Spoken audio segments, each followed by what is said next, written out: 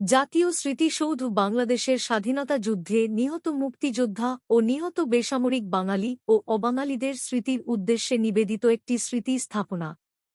এটি ঢাকার সাভারে অবস্থিত।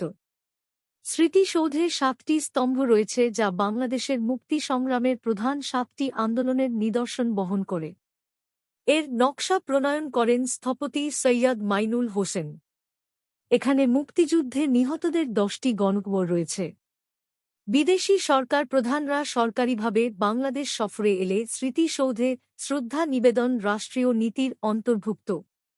১৯৭২ সালের ১-৬ ডিসেম্বর বিজয় দিবসে বাংলাদেশের তৎকালীন রাষ্ট্রপতি শেখ মুজিবুর রহমান ঢাকা শহর থেকে ২-৫ কিলোমিটার দূরে ঢাকা-আরিচা মহাসড়কের পাশে নবীনগরে এই স্মৃতিসৌধের ভিত্তিপ্রস্তর স্থাপন করেন।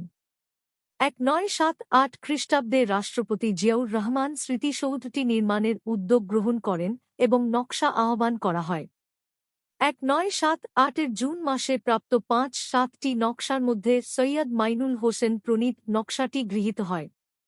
১৯৭৯ খ্রিস্টাব্দে মূল স্মৃতিসৌধের নির্মাণ কাজ শুরু হয় এবং ১৯৮২ খ্রিস্টাব্দে বিজয় দিবসের অল্প পূর্বে সমাপ্ত হয়। ২০০২ খ্রিস্টাব্দে গৃহীত প্রকল্প অনুযায়ী এখানে একটি অগ্নিশিখা, সুবিস্তৃত মুরাল এবং একটি গ্রন্থাগার স্থাপনের পরিকল্পনা আছে।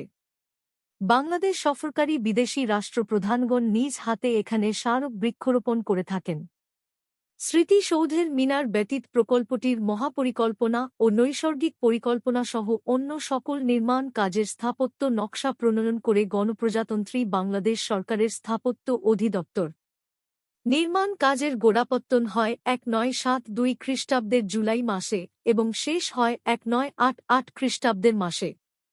গণপ্রজাতন্ত্রী বাংলাদেশ সরকারের গৃহায়ন ও গণপূর্ত মন্ত্রণালয়াধীন গণপূর্ত অধিদপ্তর সমগ্র নির্মাণ কাজ সম্পন্ন করে। বর্তমানে সৌধটির নির্মাণ কাজ ৩ পর্যায়ে মোট ১৩ কোটি টাকা ব্যয়ে সম্পন্ন হয়।